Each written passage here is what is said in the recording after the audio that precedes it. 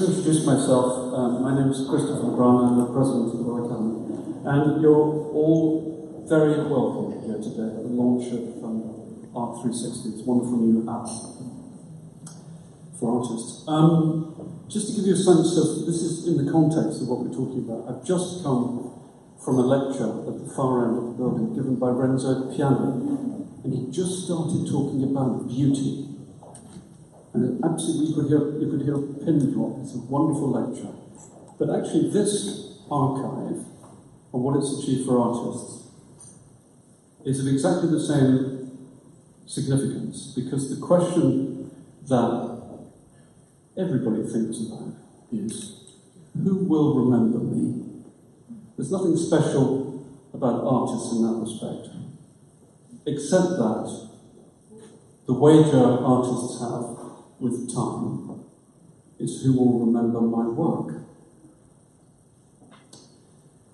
The big painting on the left is a copy by Jan Petrino of Leonardo's Last Supper. Leonardo died in 1519. That was completed in 1520. On the other wall are James Thornhill's copies of the Raphael cartoons. The cartoons were completed in 1521. This room is the Royal Academy's archive. So what you're seeing was their way of archiving their work. So when people say, oh, you can't have a great gallery full of copies, well, you can. You can. And an archive, in a way, is an extraordinarily, it's not a copy, it's a real thing. But it's a very vital thing. We're very aware at the Academy of all the different generations of artists, from the young to the very elderly, from the successful to the less successful. And it's one of the poignant aspects of my job that I'm often approached rather late by families who say, what are we going to do about Mum's work? Or what are we going to do about Dad's work? The existence of this app should help every artist or every family to start to think about that legacy. Because many of us go through periods where no one's interested in our work. It happens to everybody. And then later, they're very interested. And you can never tell the real times.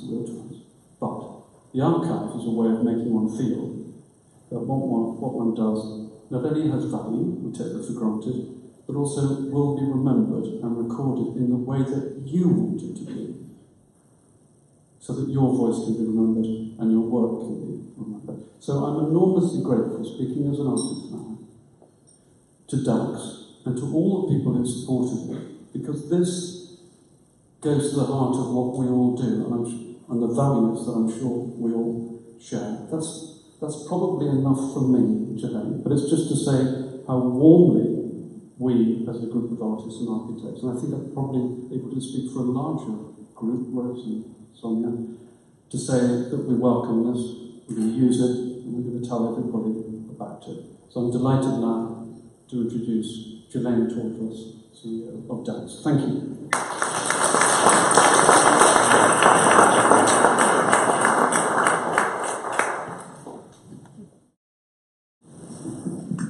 Thank you, Christopher, for your generous introduction and wonderful support from the Royal Academy, particularly from Anna Dempster and Sarah Hilliam, and the invitation to host our first Art360 app launch here at the Royal Academy in such beautiful surroundings. This is a defining moment in the Art360 Foundation story, and I'm so delighted to see so many friends and I hope soon to be friends as well here tonight. It feels particularly appropriate to be here in the beautifully extended and remodelled Royal Academy buildings, which opened earlier this year, and which has achieved, I think, two very important things among many others. First of all, it lends an enhanced profile to the Royal Academy schools, making visible the process of making, which is at the heart of the Royal Academy. And secondly, it connects the Royal Academy's contemporary programme and activities with its radical historical past. made manifest here in the beautiful Collections Gallery, revealing a 250-year artist-driven legacy of what Bob and Roberta Smith called free speech and free thinking. The RA, like the Art360 Foundation and DAX, are organisations which place artists at the very centre and which recognise the critical importance of making visible and protecting the vital contributions that artists make to society and culture as a whole. For those of you who don't know about the Foundation, it's a small independent charity which was established by DAX in 2015 to meet the urgent needs of many visual artists and estates who need practical support and advice about managing their archives and legacies at a time which we all know is extremely difficult with austere cuts across the arts. We want to help artists and estates by creating practical tools that make archiving and legacy management feasible for everyone.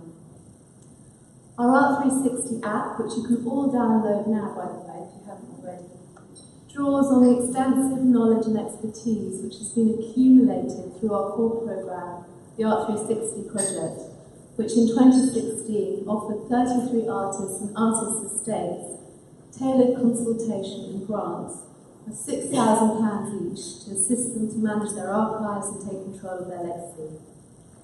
The Foundation believes passionately that by supporting artists and estates directly, we can protect and make visible the UK's cultural heritage for the benefit of present and future generations. Constituting an archive, as the intellectual and educator Stuart Hall reminds us, represents a significant moment when a collection of works which appears simply to be propelled from one creative production to the next is at the point of becoming something more ordered and considered, an object of reflection and debate, the end of a certain kind of creative innocence and the beginning of a new stage of self-consciousness and self-reflexivity. And here, I think, lies the radical, and I'd even say revolutionary nature of the work of the Art360 Foundation and the potential of the Art360 app, because it puts into the hands of artists the tools by which you can define and control your own narratives and legacies. We all know that the objects and ephemera in an artist's archive are valuable not only for cultural reasons, but also in the hard equations of economics in which artists must ensure that they can sustain themselves. In these times of political volatility, knowing what you have is critical to the management of your cultural capital. Your intellectual property doesn't exist in isolation, but sits at the centre of the map of your work as an artist. It provides the coordinates for navigating the journey you have taken as an artist and the arc of questions, themes and problems which you address through your practice.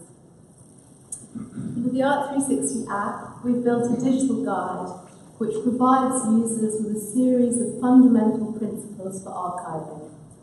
If you follow it from the early chapters of getting started through to the more advanced stages of taking things further, we hope that every contemporary artist will be convinced of the critical importance of becoming more self-organised and creating clear, tangible records to protect your work and improve its accessibility. We are so grateful to all the artists, many of them in this room, and estates whose experiences as participants in our Art360 project have allowed us to build up a really valuable knowledge base which has informed the making of the app.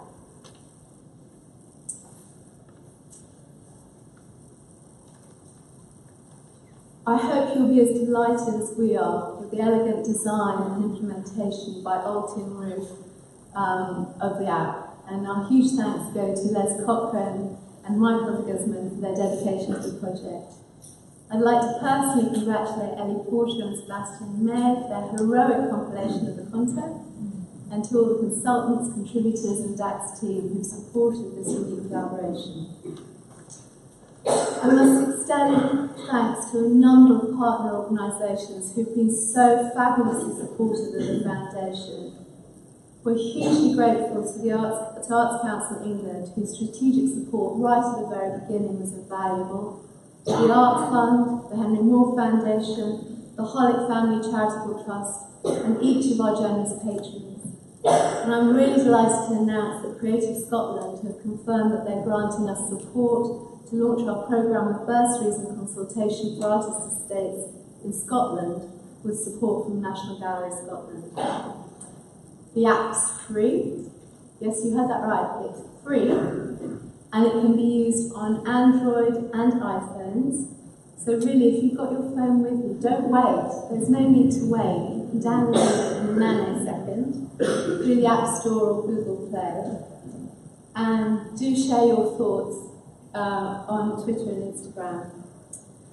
So enough of me.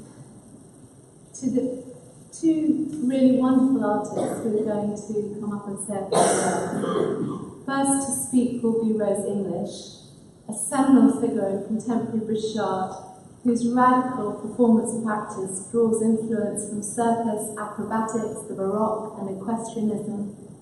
Rose's witty, elegant and highly analytical performance works are a distillation of cultural forms as diverse as vaudeville, film, drama, opera, and they're a scintillating mix of artistic, philosophical and political. We're thrilled to have had the opportunity to work with Rose and support her in shaping her archive as part of Art360. And it's been a wonderfully thought-provoking and engaging experience, which has been appropriately conceptual and philosophical at the same time. And archival, I should say, at the same time. After Rose, we'll be hearing from Sonia Boyce, a hugely influential and groundbreaking artist whose practice ranges across photography, sculpture, film, installation and sound, and with whom I've had the privilege of having a long-term conversation over many years.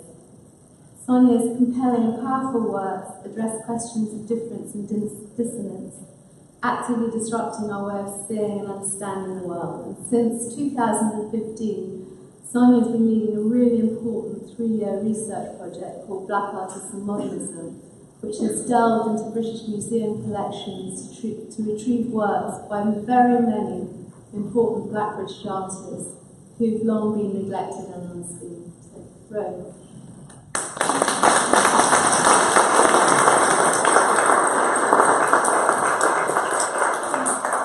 Thank you.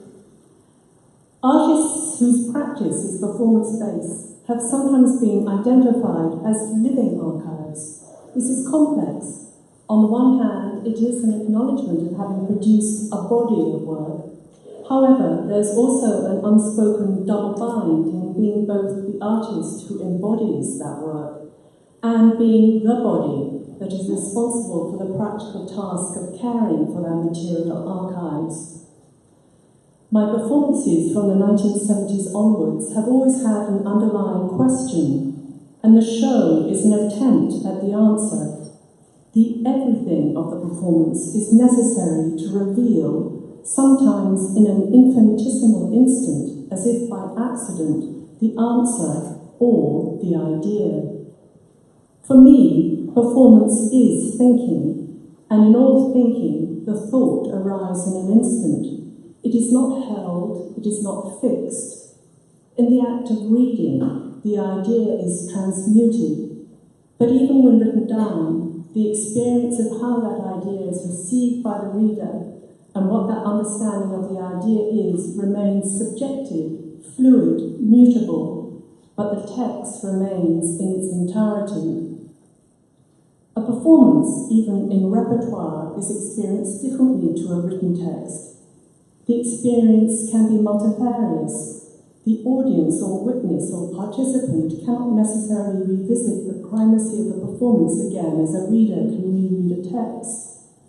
The realization or the glimpse of the idea is fleeting and, if present, reveals itself precisely because of the transience of the experience and the ephemeral nature of the form. I believe that until very recently there has been a confusion between an acknowledgement that a performance cannot be archived in the way that an artwork can be collected, and the artist's actual archive or collection of fragments that generated the form of the performance, the thinking that ignites the idea. But how to sort, arrange, conserve and store this material so that both the artists as well as present and future researchers can navigate the archive. Happily, this is where the marvellous Art360 project steps in, offering the sustained advice, guidance, and the really real support of actual resources to the lucky artists, including myself, who have participated in this first round. The project has developed a bespoke archiving program with each and every artist and created both a context for and a shared body of practical knowledge drawn from the varied approaches to archiving deployed by this cohort of artists. And there are, of course, widely differing material conditions and challenges that face artists who keep, care for, collate, store, digitise, upgrade, allow access to and disseminate the materials in their archives. My own archive is about specific, historically bound instances of an ephemeral, time-based art form. The elements of my archive are therefore prismatic reflections of events that are no more. The elements form a kind of afterglow, and they need to be arranged in the archive so as to collectively point accurately back towards that thing that has effervesced. Going into the archive has enabled me to rediscover aspects of my early practice that I had long forgotten, like how important drawing was to me and how there was at that time a continuous flow between drawing and object making and photography, anticipating the fully developed fluidity of form of my later performances. In contrast, it also reveals the complex practicalities to produce my work across a 40-year period during very different political climates and economic conditions. In my 1994 performance, Tantamount Espérance, about memory, I said, for what reason do we keep the souvenir, the aide-memoire? After all, evidence is no guarantee of remembering or being remembered, unless it is noticed. If nobody notices what's in the archive, it is absolutely meaningless. However, if they notice and they bring a certain sensibility to how they view what's in it, then the idea can still be present. And this is much more likely if your archive is in good order. It will also be easier with a wonderful new Art360 app. It won't actually do the work for you, but it does practically and succinctly empower artists to start archiving, but without the fever. And now, following Gilane's introduction, I would like to hand over to and welcome Sonia Boyce, whose exploration and commitment to artists' archives is transforming the landscape of visual art in Britain. Thank you.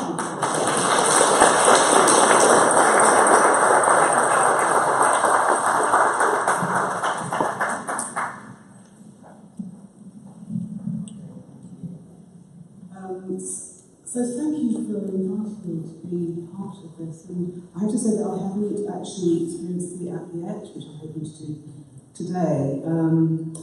So there's a couple of things that I wanted to talk about in relation to the archive and how I came really to be thinking about archives, which seems to have for the last 20 years at least dominated a lot of the things that I've been involved with. In the mid-1980s, I was part of the Arts Council purchasing panel. Caroline, you may remember that. And there's an artist called Boyce, who is a filmmaker and photographer, and he has thousands of images. I mean, thousands. And we were trying to buy a set of his photographs, and it took about 9 months of visiting almost on a weekly basis to go through all of his collection. Now, the reason why I'm kind of quoting this particular moment is that actually archives are incredibly heavily resources in a way. You really do need a certain kind of dedication and resource to be able to maintain and keep track of what it is that is being looked after. And with Horace's work, it was stored in boxes, but not indexed, not. I mean, it was a nightmare for anybody who might want to do any research about them. So this was the kind of very first. I actually started volunteering after we'd actually purchased some of his photographs, volunteering and going to visit him to try and sort them out. And I never got to the top of the mountain, so to speak, in terms of being able to get through with it. But it did make me start to think about the question not only of legacy, but those who come, those who are working in that moment, but also what happens afterwards. The second moment, I suppose, was another artist, conservator Fanny Coyote. I don't know how many people here may know of his photographs. He was incredibly influential in the late 1980s, and he died at the end of the 1980s, and actually much of his archive was thrown out. And so the kind of devastation of knowing that all that, the importance of all of that work, and luckily someone did come along to rescue it, but it was actually sheer luck that someone came to rescue and hold on to that work and then start to help others to think about the nature of the work and for others to then work in relation to that work. So these are the kind of two, I suppose, moments that kind of started me on this trail of thinking about collecting and archives and the ways in which actually the archives hold an incredible resource, not only for the artists, and I think this is, of course, clearly very important here, that what has been proposed in Art360 is that artists kind of really do start to take control of some of that work and know how to do it, because it's not something that one automatically knows how to do. So yeah, I'm sure some of you here will know that I have been working on this project, Black Artists and Models, where we've gone and looked at what's in the public collections. And the reason why we made the decision about public collections is that for a lot of the artists that I've known and I've grown up with and I've been influenced by, particularly artists of African and Asian descent, there is a situation of the archive under the bed, which is in a very private space, which no one really necessarily knows about. And if you do know about it, it's very hard to gain access to that space. So we kind of went to the public space where we knew there would be works that future generations are able to kind of access. For me, this particular app really starts to speak to that question of it being turning from a very private enterprise to something that opens out to the world a bit more. And I think this is a really crucial question in terms of whether we're talking about, on a much more political level, what has been happening in terms of arts, and particularly arts education, and the research that comes from just having access and knowing the ideas, the processes, the objects, the impact, seriously, the impact of the work that people have been doing and how it feeds into what is emerging. So I'm going to go and download mine to see what it does. But I will definitely be saying to everybody that they need to do this, because there is, of course, with the program that I've recently done, this question of a hidden history. And I think that there are many hidden histories actually in terms of just in the national sense of the British art scene that can quite easily be forgotten if we don't find a way to bring it out to the open and open it up to more public discourse. Thank you.